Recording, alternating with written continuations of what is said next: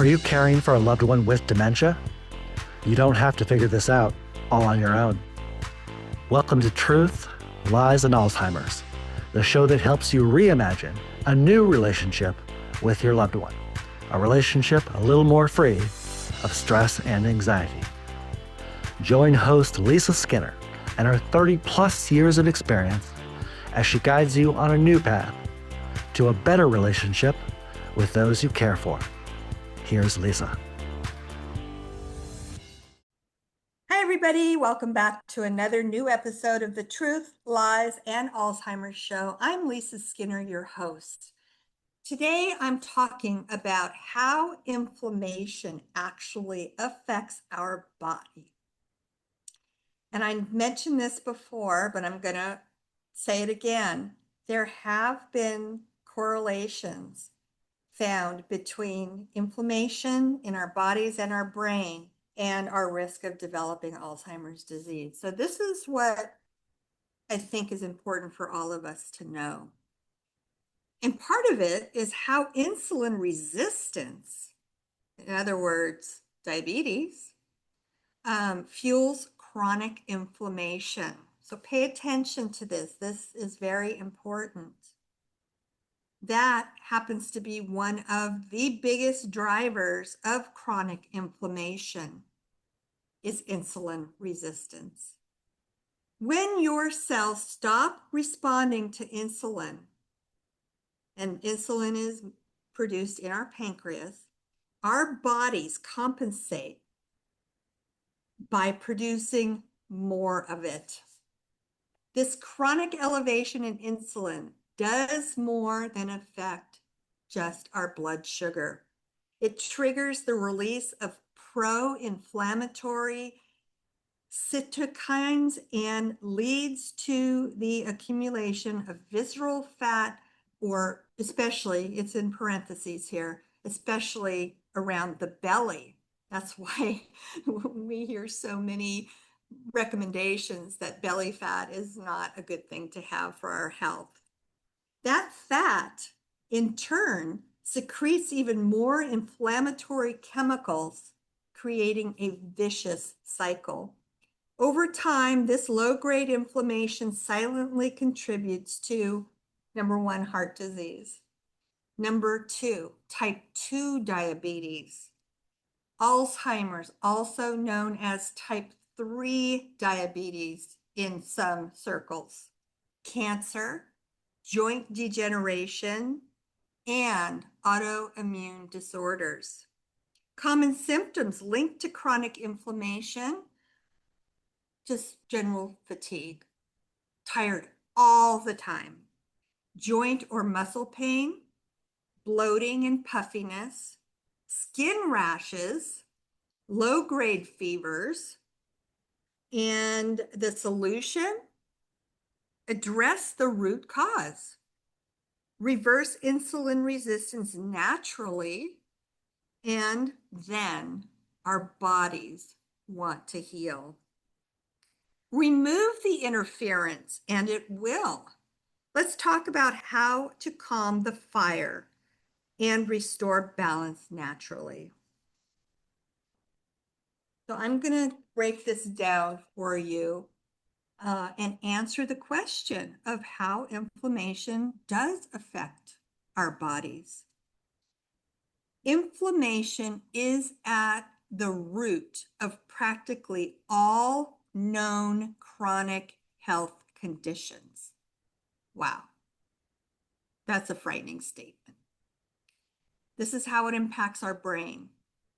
Pro-inflammatory cytokines cause autoimmune reaction to the brain, which can produce autism, poor memory, Alzheimer's disease, and MS. It impacts our cardiovascular system with inflammation in the heart.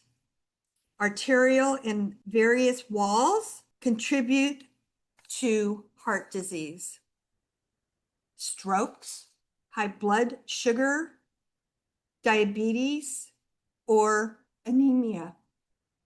It impacts our muscles, These inflammatory cytokines cause muscle pain and weakness and can manifest, like, for example, as carpal tunnel syndrome or any other issues related to our muscles. Bones. Inflammation interferes with the body's ability to repair bone mass, increasing the number of fractures and leading to osteoporosis and osteoporosis. It impacts our skin. Chronic inflammation compromises the liver and the kidneys, resulting in rashes, dermatitis, and other conditions related to the skin. It impacts our thyroid function. Autoimmunity as a result of inflammation, reducing total thyroid receptor count and disrupts thyroid hormone function. It impacts our lungs. Inflammation induces autoimmune reactions in the linings, and a lot of what we call GERD or acid reflux in the stomach is due to, in part, to inflammation. It impacts our GI tract. Chronic inflammation damages internal lining, resulting in GERD, Crohn's disease, and celiac disease. Then there's our kidneys. We can't forget about our kidneys. Inflammatory cytokines restrict blood flow to the kidneys, creating complications such as edema, hypertension, nephritis, and other health conditions can result. And then there's our liver. Buildup of inflammation leads to an enlarged liver or fatty liver disease and an increased toxic load buildup. I want to read a couple of the comments about this. One doctor shares that sugar is toxic for our body. The industry pours it everywhere, and it's up to us to limit our intake. Yes, and regulating your blood sugar instead of putting your body into glycation creates hormonally balanced bodies, and they respond by boosting our metabolism, shedding unnecessary weight, and reducing our risk for a metabolic disease. And let's see, I'd say that pretty much sums it up, but I feel that this is something, because there is a direct correlation now being, talked about predominantly in the media about inflammation leading to Alzheimer's disease or increasing our risk of developing Alzheimer's disease is, one of the things I think that we all should pay attention to, be aware of, and maybe implement some of the known lifestyle choices that we have in our daily lives to minimize inflammation. So that's what I have for you this week.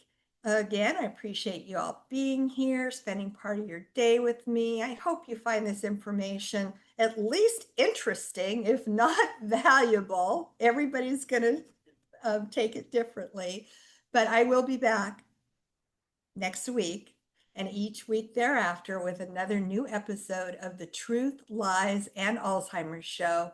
I'm Lisa Skinner, your host, and I wish you all the best for a happy and healthy rest of your week. See you next week. Bye-bye. Thank you for listening to Truth, Lies, and Alzheimer's. We hope you found something in today's episode that helps. We understand that caring for a loved one with dementia can be the challenge of a lifetime, but you don't have to do it alone. If you're ready for exclusive access to even more great content and resources, head on over to Facebook and join Lisa's Minding Dementia Support Group. We're a community of like-minded caregivers, and we're here to help.